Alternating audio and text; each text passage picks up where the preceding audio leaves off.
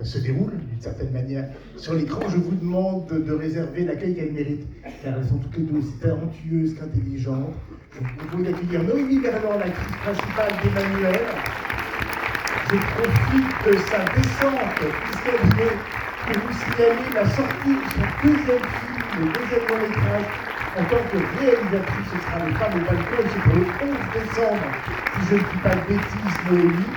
Et évidemment, Audrey Diwan, la co-scénariste et la réalisatrice de cette nouvelle version et sublime en ce qui me concerne, version d'Emmanuel. Où vous voulez, Noémie? Mettez-vous là,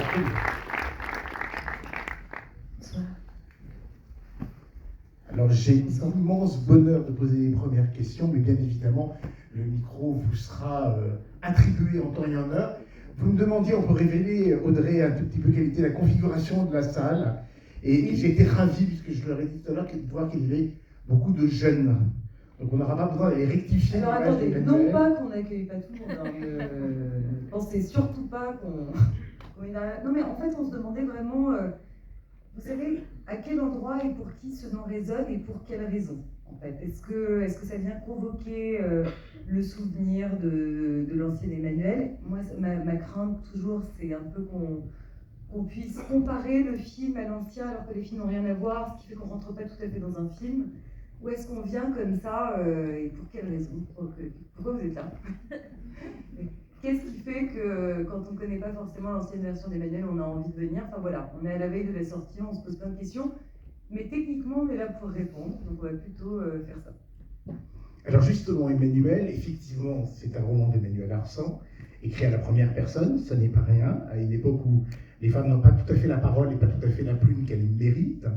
C'est devenu un film, effectivement, culte, je n'aime pas le mot, surtout je n'aime pas le film, mais signé Jules Jacquard, c'est devenu une franchise qui a continué d'exploiter Emmanuel. Qu'est-ce qui pousse une réalisatrice pour son troisième film de sa génération au cœur des combats, hein? On rappelle l'événement, votre film précédent qui était une adaptation d'Annie Ernaux et qui était un film sur l'avortement, le clandestin, donc le corps des femmes était déjà au centre de vos préoccupations. Qu'est-ce qui vous pousse à aller, j'allais dire, déterrer d'une certaine manière, le mot n'est pas très beau, ce fantasme absolu du désir masculin?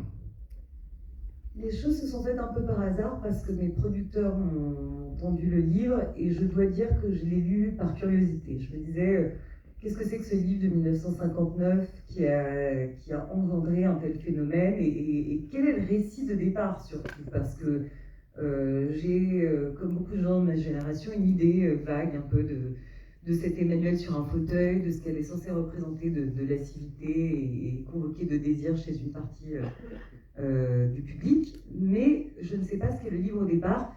Et dans le livre de départ, j'ai surtout trouvé une longue conversation. Aux 2 tiers du livre, il y a une centaine de pages sur qu'est-ce que l'érotisme.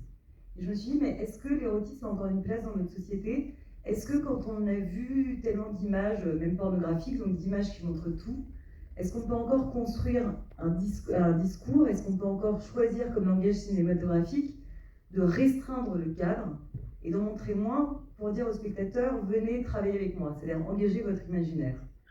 Et ça, c'est la raison de forme, mais il ne faut surtout pas faire un film pour des raisons de forme, et je dirais qu'au fond, c'est quelques mois plus tard, donc bien longtemps après que j'ai rendu le livre en disant que ce n'était pas pour moi, que j'ai commencé à imaginer cette femme sans plaisir en me disant, mais dans le fond, comment est-ce qu'on traite la jouissance dans notre société? Comment est-ce qu'on arrive à éprouver du plaisir dans une société où on nous dit tout le temps d'abord qu'il faut jouir de tout, qu'il faut profiter de tout, qu'il faut réussir, qu'il faut être cette espèce de meilleure version de soi-même. En fait, autant de concepts qui pour moi sont contraires à l'idée de plaisir. Et c'est en imaginant cette femme dans cet hôtel que j'ai commencé à me dire, il y a sûrement une route que j'ai envie de suivre là. Noémie, est-ce que vous vous souvenez de la manière dont Audrey, justement, vous a présenté sans doute déjà avec ce discours-là, la possibilité de jouer Emmanuel, de venger toutes les Emmanuel qui vous ont précédé et toutes les actrices qui n'y ont pas trouvé beaucoup de plaisir, hélas. Est-ce que c'est politique, aujourd'hui, en 2024, d'interpréter un personnage comme Emmanuel? Est-ce qu'il fallait la réhabiliter? Bonsoir à tous, déjà. Merci d'être là. Moi, je suis très contente aussi. Il y a ma mère dans la salle, donc je l'embrasse. Bonsoir, madame. Je ne connaissais pas Emmanuel. J'en avais jamais entendu parler. J'avais pas lu le livre, donc ni le film. c'est politique, forcément ça devient politique, mais moi quand j'apprends qu'Audrey veut me rencontrer et qu'elle fait un film qui parle d'Emmanuel et qui est à la quête de son plaisir, non seulement ça fait écho en moi en tant que jeune femme de 35 ans qui est aussi à la quête de son plaisir et qui ne sait pas trop comment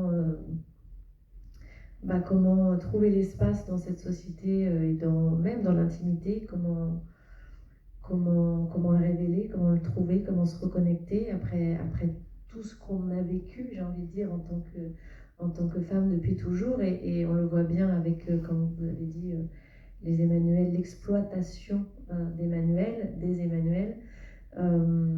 Moi, ça fait écho dans le sens où j'ai l'impression qu'Audrey n'a pas voulu faire un remake, mais elle a voulu repartir de cette image forte qui résonne en chacune de nous d'une certaine manière, parce qu'on a été déconnectés. Moi, j'ai l'impression d'avoir jamais été vraiment connectée à mon corps et à mon plaisir.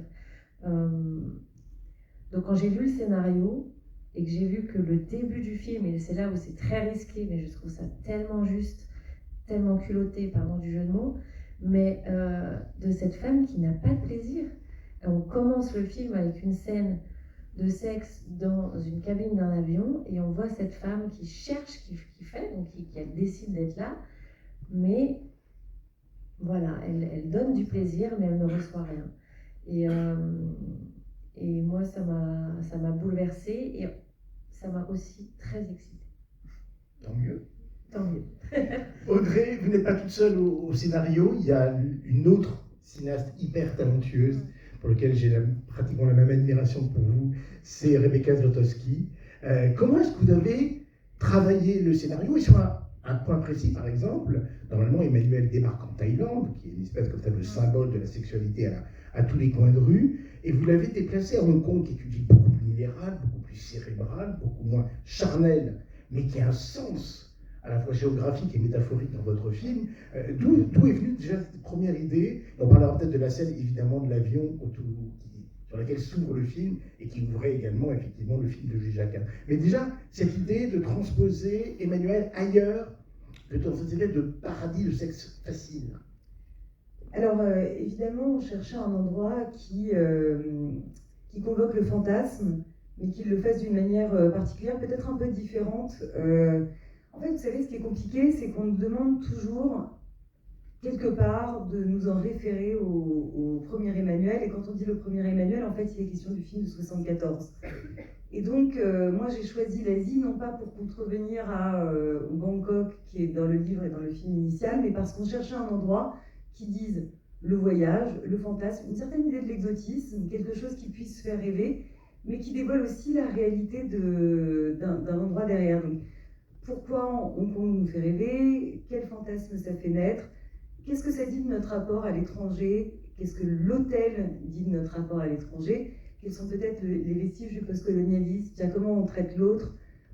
Autant d'idées dont on peut se dire, est-ce que la société qui change finalement conçoit les choses autrement? Et ces corps, quand ils vont interagir, est-ce qu'on peut se dire que la société change? Ou en fait, est-ce que ces interactions restent les mêmes qu'il y a 20, 30, 40, 50 ans?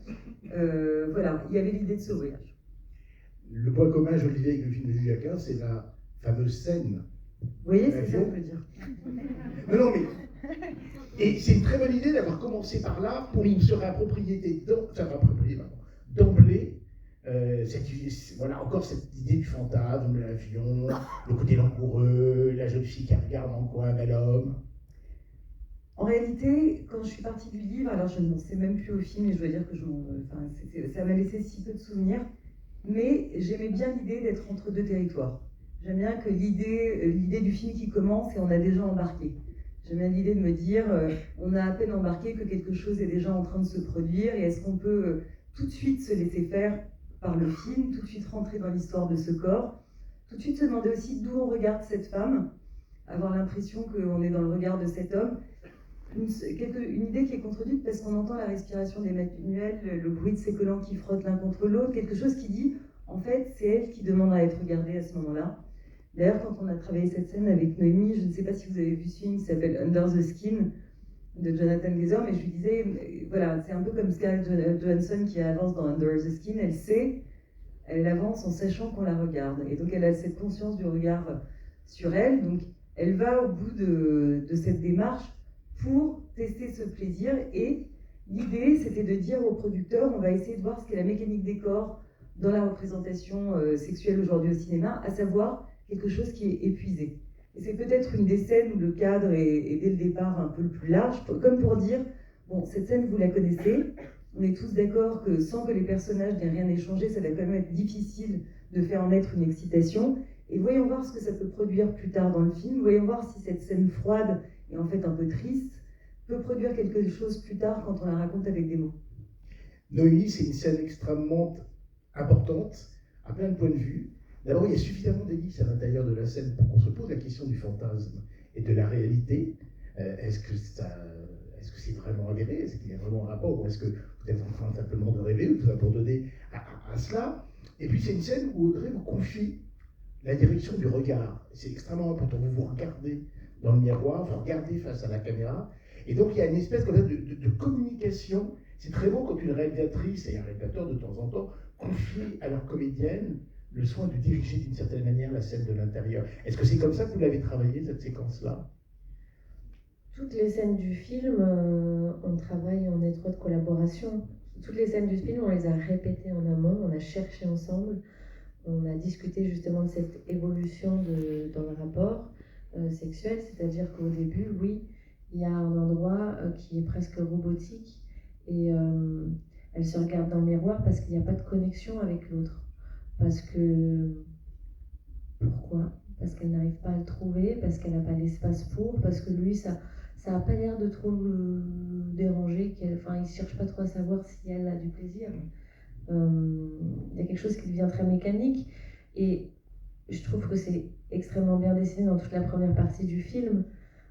Et on est tellement dans un monde où le plaisir est presque obligatoire et rapide, efficace, on les enchaîne les uns après les autres, qu'au final, il n'y a pas de plaisir. On ne prend plus le temps.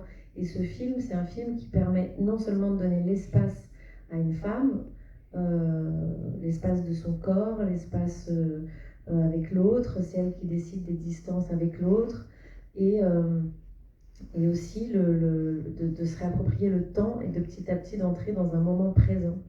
Et pour moi, l'érotisme naît de là. Il naît de non seulement des connexions qu'on fait, parce que quand on regarde la fin, quand elle regarde l'autre, quand elle discute avec l'autre, les regards sont vraiment les yeux dans les yeux, l'écoute des corps et l'écoute des mots de l'autre est totale. Et donc il fallait faire ce glissement, donc il y a eu tout un travail sur le corps, de comment commencer avec un personnage très rigide, très robotique, qui cherche à être parfaite, parce que la société lui demande d'être parfaite, d'avoir un corps parfait, de faire plaisir, et comment petit à petit on bascule dans une ouverture en fait. Elle est plus dans l'instant, elle sourit, elle se détend à partir du moment où elle sort de cet hôtel. Et ça a été un travail qui a vraiment été fait dans la collaboration dès le début. Et je suis obligée de rebondir avec la scène de la masturbation, où là, pour le coup, vraiment Audrey m'a laissé libre, vraiment, comme si elle me disait, il y avait une confiance totale entre nous et sur l'équipe, donc je me sentais complètement safe, et c'est là où c'est important pour un acteur, quand on se sent safe et considéré, on donne beaucoup plus. Donc il y a cette scène, et on a fait plusieurs prises qui ont duré super longtemps, parce que c'est moi qui donnais un peu c'est moi qui pouvais dire le coupé, c'est moi qui pouvais dire en fait là j'ai envie d'essayer ça, j'ai envie d'essayer ça, donc la caméra venait, me suivait, mais dans ces scènes très intimes, c'est moi qui donnais le là d'une certaine manière, avec un regard ultra bienveillant d'Audrey. Donc ça me permettait petit à petit d'incarner réellement Emmanuel, et c'était absolument génial cette collaboration pour ça. Audrey, j'avais l'impression que vous vouliez rebondir sur les propos de Noémie. Non, mais j'écoute et je me dis que c'est effectivement ça. En fait, c'est un moment où en fait, ça répond à pas mal de choses et de questions qu'on s'est posées, et sur une génération qui n'a plus tout à fait ou plus toujours envie de se toucher, en tout cas pour qui la sexualité n'est plus la pierre angulaire qu'elle a pu être pour d'autres générations. Et surtout, quand on incarne à l'écran et quand on parle de collaboration, je me disais en l'écoutant que voilà, nous, on nous pose énormément de questions en ce moment sur MeToo, sur l'impact de MeToo, sur nos pratiques au cinéma, est-ce que ça a changé? Et en fait, ce que raconte Noémie, qui est extrêmement important et dont j'ai fait l'expérience, c'est que toutes les discussions qu'on a eues en amont pour dire, bon, c'est sûr qu'on va faire pas mal de scènes sexuelles, vous l'avez vu, comment on va les faire, comment on décide avec une équipe, avec les acteurs, mais avec les techniciens aussi, comment on se met d'accord sur ce qu'on cherche, comment on en parle. Et en fait, on en parlait tellement parce qu'il y a de la gêne, en fait. Et quand la gêne n'est plus un obstacle, et qu'on en a parlé au point qu'on a plus peur, quelque part, et que Noémie et les acteurs ont récupéré le pouvoir, mais en fait, sur le plateau devient un espace de liberté. Et ce que je n'entends pas assez, et ce que j'entends dire avec ce film aussi, c'est qu'il y a des idées reçues sur tout ce qu'on traverse. On pourrait dire, et on entend souvent, on entend à demi-mot, que tout ça vous pose des limites et que c'est quand même pénible parce que c'était mieux avant. Et la vérité, c'est que les gens qui disent ça n'ont pas fait l'expérience de cette liberté. Et que nous, on a eu une joie immense à tourner ces scènes parce qu'on savait ce qu'elles voulaient dire, on savait ce qu'on cherchait à transmettre comme sensation, et on savait comment, dans quel espace et comment on avait envie de le faire. Donc je dirais, haut et fort, qu'en fait, toute l'histoire de ce mouvement MeToo nous amène à un endroit où on peut gagner en liberté. Je reviens juste un instant et après je vous cède la parole sur une scène que je trouve magnifique, que je trouve érotique, alors que vous êtes habillés autour d'une table avec ce garçon que vous désirez, à qui vous avez prononcé ce désir, mais qui pour l'instant n'y répond pas, et vous racontez la scène de l'avion. Et vous êtes habillés, donc on est à contrario de l'idée toute reçue de l'érotisme, mais vous racontez le récit, vous prenez en charge le récit, peut-être l'inventez-vous au fur et à mesure de cette confession, peut-être prenez-vous du plaisir à vous inventer ce plaisir ou non dans l'avion, et c'est une scène terriblement érotique où le moindre déplacement des corps, le vôtre, celui de votre partenaire, dessine, alors que vous êtes assis, sur le plan séquence, une chorégraphie du désir et d'une sensualité absolue, et je trouve que c'est merveilleux. Et je vous cède la parole, le plan séquence est vraiment l'endroit où on délègue le plus à l'actrice et à l'acteur, parce que c'est à vous de trouver le tempo, de le respecter, de le réinventer. C'est une scène magnifique. Noémie, Audrey? On a beaucoup parlé de ce cadre comme un cadre où ils se sentent mal à l'aise au départ. Et c'est pour ça, quand on choisit de poser la caméra et de ne plus bouger, il faut avoir une bonne raison de le faire sans presser une démonstration. Et là, c'était vraiment pour dire, les voilà pris tous les deux dans cet endroit où ils vont se dire les choses. Et au départ, ce cadre les met mal à l'aise parce que c'est un genre d'intimité subite. Et d'ailleurs, elle ne tient pas si longtemps. En fait, à la seconde où elle se sent mal, elle part, puis elle revient. Et c'est vrai qu'on a beaucoup travaillé la dynamique des corps dans l'espace et comment finalement la distance est à peu de choses près, c'est-à-dire deux personnes qui se rapprochent comme ça, peuvent éveiller quelque chose dans l'imaginaire et à quel point parfois l'érotisme et la distance, à travers quelques détails, en fait, on peut ressentir quelque chose de fort.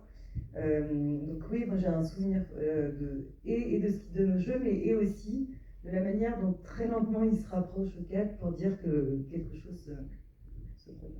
Est-ce que c'est ça la définition? Il y en a plusieurs bien évidemment, mais du moment où on comprend que la réalisatrice ou le réalisateur est en train de vous confier le film et que vous ne serez pas un objet manipulé, un objet de désir, un objet trafiqué, mais que vous serez dans... Il y a toujours évidemment une manipulation, c'est l'histoire du cinéma, mais que vous serez dans l'intégrité de votre personnage et de votre rôle de comédienne. Oui, ben ça je l'ai compris tout de suite, bien avant le tournage, sinon je ne serais pas allée. Mais ce que j'aime beaucoup dans cette scène et dans quasiment toutes les scènes du film, c'est que on a vraiment travaillé au consentement, à l'inverse justement de la plupart des films érotiques.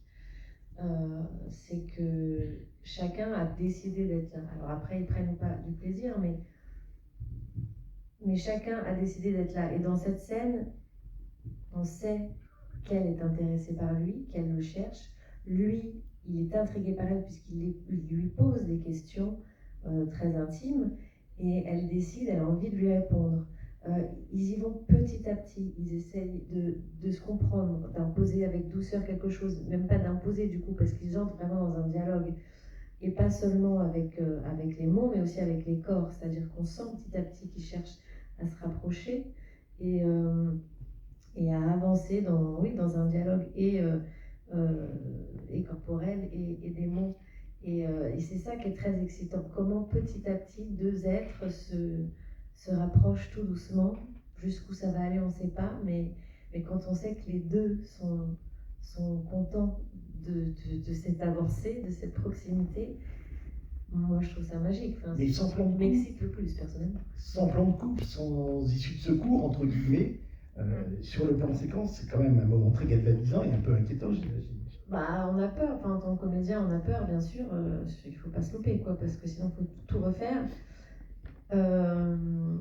Mais c'est génial parce que ça nous permet, alors en tant qu'acteur, et c'est pour ça que beaucoup d'acteurs aiment le théâtre, c'est que plus on est coupé quand on tourne une scène de film, et alors je sais pas si les gens savent vraiment comment ça se passe, mais on fait souvent plusieurs axes de montage, et donc souvent on coupe.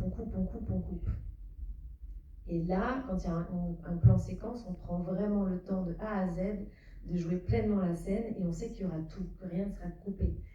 Donc c'est vertigineux, mais ça nous permet de rentrer dans la matière.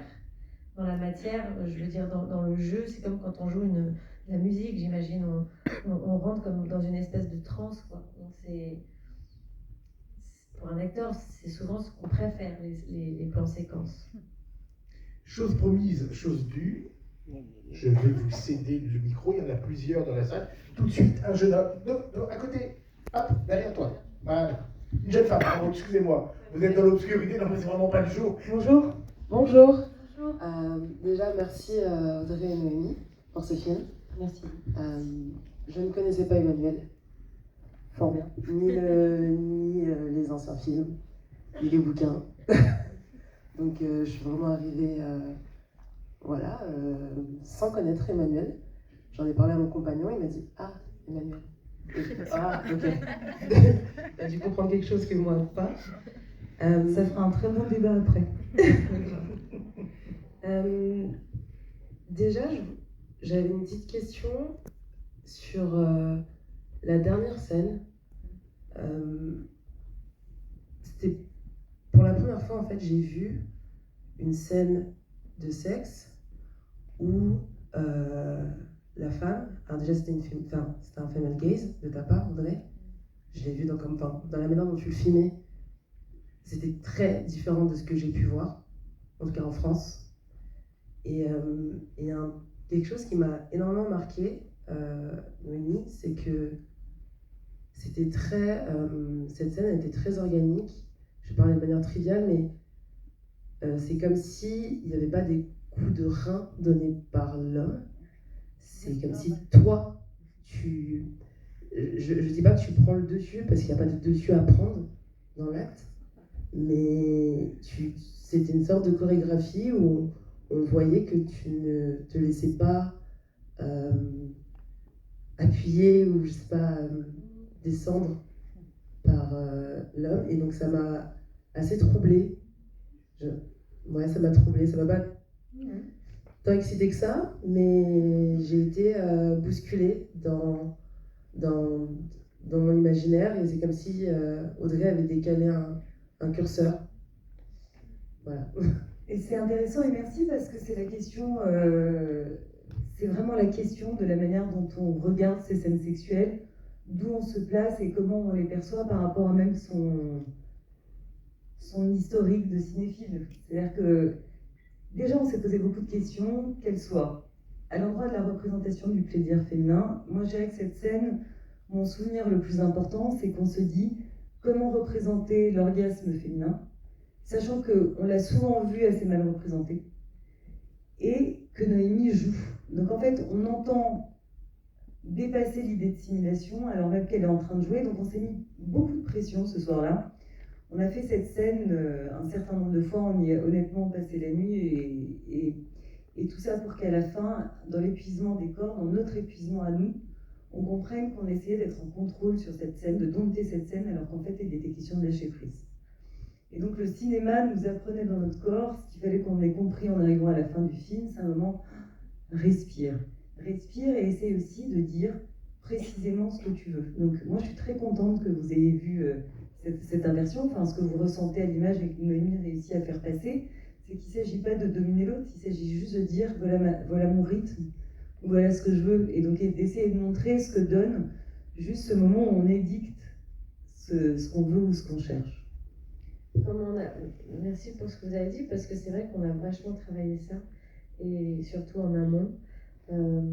C'était très précis le fait que je sois sur une table, mais que je sois juste pas tant en domination du tout dans la scène, mais que je sois présente, quoi, que je sois pas offerte, et du coup les coups de rein c'était vraiment, je me souviens, tu me le disais pour que ça se voit, qu'on comprenne que c'est moi qui donnais un rythme, en tout cas qui participait au rythme. Et quand on l'a travaillé aussi en amont, on l'a fait avec une coach d'intimité, donc où je l'ai fait les yeux fermés, pour que vraiment j'aille dans la sensation de mon corps, de savoir vers où j'irai, comment, quelle phrase je dis à cet homme, j'ai envie de quoi, mon personnage a envie de quoi. Et ça a été hyper important pour nous de passer par là, parce qu'après, c'est vrai que tout le film, il amène à ce moment où elle va dire tout haut, au-delà de son corps qui s'exprime et ce que vous avez dit, il y a aussi le fait de dire tout haut ce qu'elle a envie. Elle a envie d'un rythme plus soutenu, elle a envie d'une main là, à ce moment-là, elle a envie de... Moi, c'est pour ça que je me suis reconnue, j'ai l'impression d'avoir si peu vraiment dit ce que je voulais. Parce que toujours dans apporter à l'autre avant tout. Et là, c'était le chemin inverse. Elle dit, il y a un homme qui écoute, il traduit, et on essaie ensemble de trouver comment amener une femme à se sentir présente dans ce moment sexuel, dans sa jouissance. Et donc voilà. Est-ce qu'il y a d'autres questions? Il me semblait que d'autres mains s'étaient levées. Oui, bonjour, jeune homme, là. Je ne me trompe pas. Le micro arrive. Merci, bonjour. Bonjour déjà. Bonjour. Donc, félicitations pour le film déjà. Je trouve que c'est assez exceptionnel, honnêtement. Allez, ça Tout va bien. Oui, tout va bien. J'avais une question sur le film parce que vous avez cité enfin une fois le mot que je cherchais pendant tout le film, c'est le mot contrôle en fait. Parce que j'ai l'impression que finalement cette recherche du plaisir qui est un peu l'enjeu du film est intrinsèquement liée à ce contrôle. Donc je veux savoir si j'ai pas complètement tort sur cette idée de... Ouais, en fait c'est en lâchant les choses, en perdant le contrôle, en prenant le risque, qu'on finit par trouver ce plaisir. Est-ce que c'est le message du film d'une certaine façon ou pas? Oui, mais de toute façon, même son métier, elle est dans le contrôle qualité. Donc, c'est-à-dire qu'en fait, elle est dans la fabrication d'un plaisir qui est complètement artificiel. Elle est là. En fait, je me dis que souvent, on contrôle le plaisir de sorte à nous créer une expérience qui serait écrite d'avance. Vous allez quelque part, vous allez regarder la note. À chaque fin de l'expérience, tout le monde note ce qu'il vient de faire. Et donc, c'est comme si on n'acceptait plus de vivre quelque chose comme prendre un chemin avant que les autres ne l'aient pris. Et donc, il y a cet endroit et cet univers métaphorique, on peut se permettre le danger, cet univers il est métaphorique, c'est pas naturaliste, vous l'avez vu comme film. Et donc, c'est comme accepter de se dire, nous ne répéterons pas les mêmes scénarios, nous n'allons pas marcher dans nos propres pas, nous n'allons pas nous rassurer en faisant exactement la même chose qu'hier. Ce qui, par ailleurs, est le propre de l'hôtel. L'hôtel, c'est comme vivre dans un éternel présent, vous voyez. On l'a vécu, nous, quand on a tourné là-bas, l'odeur est la même tous les jours, les fleurs sont toujours les mêmes, la musique est toujours la même, déplacer un objet le lendemain matin, il sera toujours au même endroit. Et en fait, il y a une manière de se rassurer, de trouver toujours le même plaisir dans ce genre de décor, un peu comme dans la vie, et aussi un endroit et un moment où on se dit, mais il faudrait essayer de sortir de ce scénario, il faut essayer de dérouter sa propre histoire pour avoir la chance de renaître, en fait, de vivre autre chose.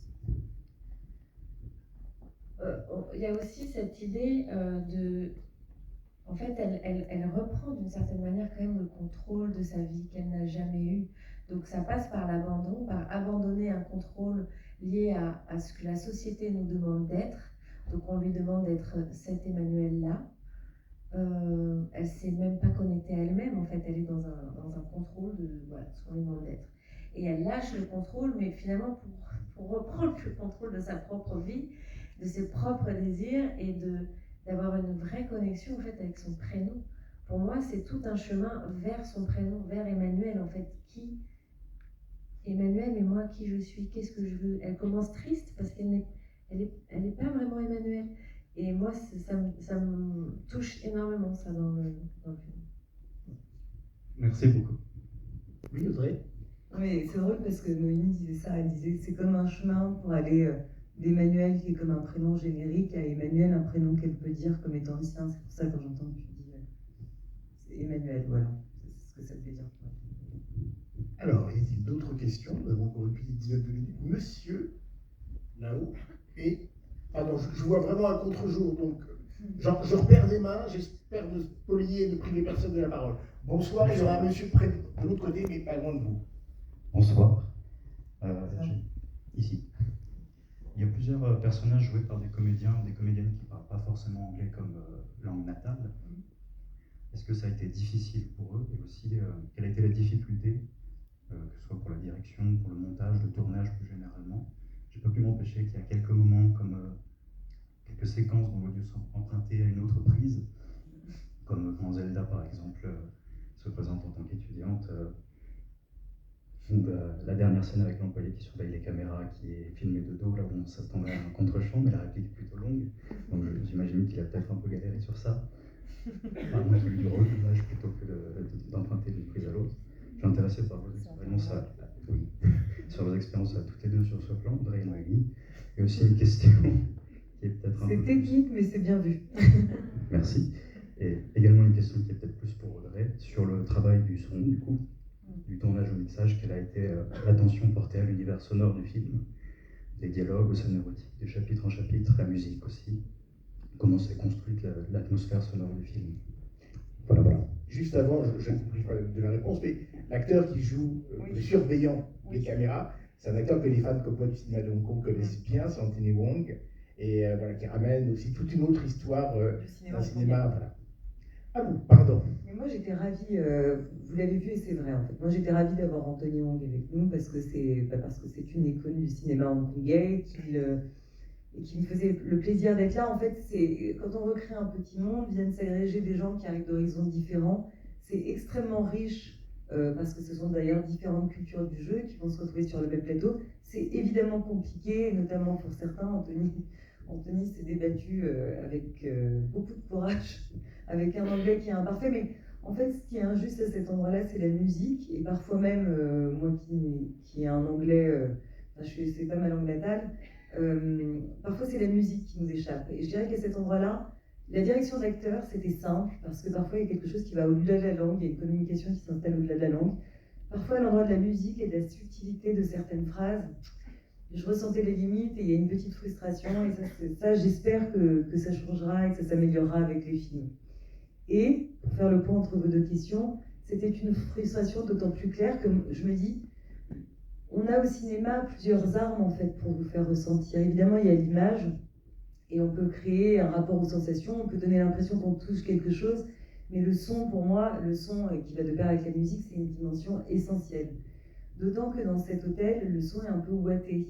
Et donc on va zoomer un peu sur des sensations précises, sur le bruit de sa main sur le velours. D'ailleurs, on m'a dit que c'était un film un peu ASMR. Et comment progressivement, en fait, ces sensations ouatées deviennent un peu étouffantes. En fait, on voudrait entendre le son de ses pas sur le sol, sauf qu'il y a de la moquette partout. Et en fait, on est comme un peu privé de ses sens. Et tout ça, on l'a travaillé en se disant, on va frustrer un peu le personnage, comme elle est frustrée d'être à l'intérieur, pour une fois que les portes s'ouvrent, pour donner envie à tous et à toutes, comme elle en a envie, de sortir de cet hôtel. Pour donner envie de rentrer dans cette ville. Et Hong Kong, c'est vraiment une ville de sensations, c'est une ville sensuelle. C'est une ville où l'air est humide et chaud, c'est une ville où les klaxons vous cueillent à l'instant où vous sortez, c'est une ville de néons criards, c'est une ville où toutes les sensations se télescopent. Et je me disais, plus on va travailler ces sensations en amont, en les étouffant un peu, plus on va créer ce désir et cet appel d'air au moment où... La tempête est érotique avec cette pluie qui... Alors les sensations et l'érotisme, ça c'est l'autre chose qu'on s'est beaucoup répété pendant le tournage, c'est de se dire, pour moi il y a deux manières de considérer l'érotisme, où on se dit que l'érotisme est circonscrit aux scènes sexuelles, ce qui fait que l'érotisme est un peu comme un film de sportif. Voilà, toutes les 20 minutes, on sait que de manière un peu programmatique, il sera question de corps et de corps nus, où on se dit, et c'est plutôt plutôt la définition, quand c'est extraordinairement maîtrisé, de Wong Kar-wai. Wong Kar-wai, quand on demande aux gens de citer un film érotique ou d'en citer 10, très souvent il y a In the Mood for Love. Et je ne sais pas qui ici l'a vu, mais ce film érotique est ça d'extraordinaire. On ne voit pas de corps nus, c'est surtout des gens qui se frôlent dans des couloirs. Et donc je me disais, c'est fou qu'il ait laissé une empreinte aussi forte dans le souvenir de tous, alors qu'il ne convoque la question du corps que de manière très très minimaliste. Donc pas vraiment des petites sensations. Donc on a beaucoup pensé à la manière dont l'érotisme était une atmosphère, dont parfois c'est un regard, parfois c'est le verbe, parfois ça va passer par les mots. Et effectivement, parfois ça peut être des sensations, ça peut être une tempête qui va venir rompre l'ordre parfait, ça peut être le chaos qui s'initie, ça va être la pluie le long des murs. Et effectivement, on est venu à penser cette chose folle qu'une tempête pouvait être érotique. Et elle l'est. Monsieur, oui.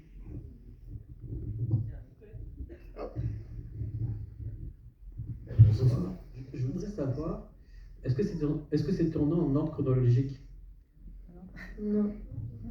Ce serait bien de pouvoir tourner à chaque fois dans l'ordre chronologique, mais les décors c'est souvent les décors qui font qu'on ne peut pas tourner en ordre chronologique.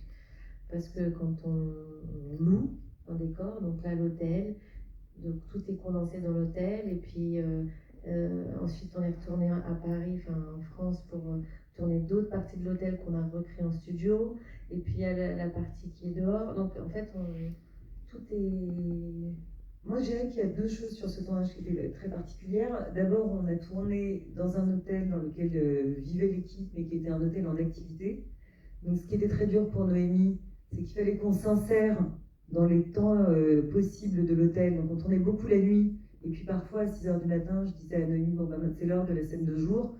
Donc on veut dire que quand on joue la sensualité, qu'il faut changer de robe et jouer la sensualité entre 6 et 9h du matin, c'est déjà, il faut être une très très bonne actrice. Et après, on a quand même eu de la chance à un endroit, c'est qu'on a d'abord tourné tout ce qui concernait l'hôtel. Quand on était à Hong Kong, on a fait la moitié du tournage à Hong Kong, et on n'en pouvait plus d'être dans cet hôtel, parce que quand même on ressentait ce vertige, en fait on n'en sortait pas, et c'était parfait, mais à un niveau de perfection qui était étouffante. On avait l'impression un peu d'être pris dans une boucle, et c'était vertigineux. Et au moment où on a fini cette première partie du tournage, on est sorti pour tourner à peu près toute la fin de l'hôtel. C'est vrai qu'on était passé mal. Et donc, en fait, évidemment, on ne pouvait pas choisir d'être chronologique, mais en revanche, on a sorti ce moment où il fallait sortir de l'hôtel et réinvestir nos sensations. Et c'était aussi un moment où, au début du film, on avait prévu tous les plans de manière un peu rigide, pour être dans la même rigidité que l'hôtel, et plus on avançait, plus on voulait, comme Emmanuel, lâcher prise. Et ça correspond évidemment, le point culminant, c'est le moment où on sort, et on était tous si heureux, on se sentait si libre de sortir de l'hôtel, que je pense qu'il y a des énergies comme ça. Alors c'est un peu un hasard, on n'a pas pu le provoquer, on n'avait pas les moyens de le faire, mais on a ressenti ce bonheur de pousser la porte et de réinvestir nos sens. Ok, et j'ai une deuxième question, je voudrais savoir le budget du film. Alors le budget du film, c'est 18 millions d'euros. Et c'est un budget important, mais qui était possible parce que le film est en langue anglaise, et qui était nécessaire aussi parce qu'on a un casting important, des acteurs étrangers, qu'on tourne à l'étranger, qu'on décrit le luxe. Et alors ça, c'est un piège quand on est jeune réalisateur, on ne s'en rend pas bien compte, mais quand on décrit le luxe, ça va coûter plus cher. Voilà, ça c'est un paradigme, il faut le savoir. Hong Kong, c'était... en fait, on s'est dit qu'il y avait des moyens qui étaient impartis à l'image et à ce qu'on a voulu faire en direction artistique, en fantasme en fait à l'image, et aussi pour défendre une idée, c'est que l'érotisme c'était lié, en tout cas dans ma tête, à l'esthétisme, et que donc ce qu'on allait défendre en montrant ces corps à l'image, c'était l'idée du beau et l'investir de plein de manières différentes dans le film, mais à l'endroit de ce qui me semblait être le beau. On va prendre une dernière question. Oui, alors, derrière, voilà. Bonsoir à vous, Bonsoir. merci. Merci pour ce moment, c'était un beau moment. Dans le film, Emmanuel, j'ai vraiment cette sensation qu'elle grandit, et c'est cool de voir qu'on peut grandir un peu à tout âge. Et elle apprend beaucoup sur elle, elle arrive justement, avec ce lâcher-prise, à reprendre, comme vous disiez, le contrôle. Est-ce que vous, que ce soit au niveau de la réalisation ou de l'acting pour Noémie, est-ce que vous aussi, vous ressortez ce film avec quelque chose avec plus de lâcher-prise, avec quelque chose de plus que vous ne saviez pas avant de commencer ce film? Pendant le tournage ou suite au tournage? Je sais pas. Dans les dynamiques. C'est vrai que. Non, mais c'est pas ça, c'est qu'on s'est dit depuis le départ, et je vous remercie pour cette question, que ce serait notre chemin à Emmanuel, Noémie et moi. C'est-à-dire que le chemin d'Emmanuel, c'est de trouver son lâcher-prise. Et je pense que je pourrais dire pour Noémie et moi qu'il allait de pair. Oui, parce que je me souviens pendant le tournage, tu me disais, mais à la fin d'une journée, je commençais à comprendre tellement de choses sur toi-même et tout. Il était temps, on était à plus de la moitié du tournage. On lâchait prise, mais pas seulement dans le film, c'est-à-dire qu'on prenait conscience en faisant. Parce que ce qui est intéressant, pardon, je t'ai coupé, mais c'est que on a l'espace aujourd'hui en tant que femme pour pouvoir parler de nous. Et c'est difficile de parler de nous parce qu'en fait, il y a eu très peu d'histoires de femmes. On a été très peu racontées, et surtout par nous-mêmes, mais y compris dans nos vies. Et en fait, là, on a la possibilité d'explorer, mais nous-mêmes, dans nos vies, on est en pleine exploration. Donc, on était en train de vivre le film aussi en parallèle. Donc à chaque fois qu'on avançait, chaque jour, chaque scène, à chaque fois, on avait l'impression de lâcher un peu plus. Mais encore aujourd'hui, on est rentré dans cette exploration, finalement, de nos êtres profonds. Et aussi peut-être un rapport à la peur. Moi je me dis, pour moi réaliser ce film, c'était me retrouver à un endroit de désir, d'excitation et de peur, aussi de peur très forte. Je suis quelqu'un de pudique, je me disais comment on aborde ces questions, et puis je sentais confusément que c'est parce que j'avais peur aussi que j'avais envie de me confronter à tout ça. Et j'avais envie de le faire de manière plus collaborative, parce qu'on apprend à mesure qu'on fait des films. Je pense qu'il y a une volonté de contrôle au départ, parce que bêtement on pense que la vision est inhérente à cette idée de tout contrôler sur un plateau. Évidemment c'est stupide, d'autant qu'on est entouré de gens très doués, et se lâcher prise c'était aussi de se dire, avec l'actrice, c'est ce que je racontais tout à l'heure, avec les techniciens qui m'entourent aussi, qui sont de grands artistes, de me dire, ok, donc si j'accepte de respirer un peu plus tranquillement et d'entendre mieux, qu'est-ce qui peut se produire sur le plateau, comment chacun va investir de la meilleure manière cette histoire, et qu'est-ce que chacun a de mieux à offrir à cette histoire. Donc arrêter d'avoir peur, c'était aussi faire ce pas de recul pour laisser un espace aux autres qui me paraissait beaucoup plus juste, et tenter de surmonter cette peur, et ce moment où j'ai toujours envie de dire non, attendez, j'ai quand même quelque chose de beaucoup plus précis que ça en tête, et être capable à un moment de contrevenir à cette première pulsion, à ce premier élan, et de faire confiance. Donc je pourrais dire que c'était un peu le chemin d'Emmanuel, se faire confiance, et du coup retrouver la confiance à l'autre. C'est quelque chose dont on a beaucoup parlé avec Noémie, à l'endroit, elle, de l'actrice, et puis je pense que c'était très important pour moi en tant que réalisatrice aussi. Voilà, vous l'avez compris, malheureusement, il faut que nous concluons cette rencontre. C'était absolument passionnant. Merci de vos questions, parce qu'elles ont parlé de désir féminin et de cinéma, et ça c'est très agréable. Et évidemment, merci à Olivier et à Audrey pour leur intelligence, leur talent, leur audace aussi. Et quand je dis audace, je pense également à votre film, le 11 décembre, Les femmes au balcon. Une autre façon de voir le féminisme, et tant mieux, parce qu'il faut qu'il soit pluriel plus que jamais. Merci à tous les deux. Merci. Très bonne soirée, rentrez bien.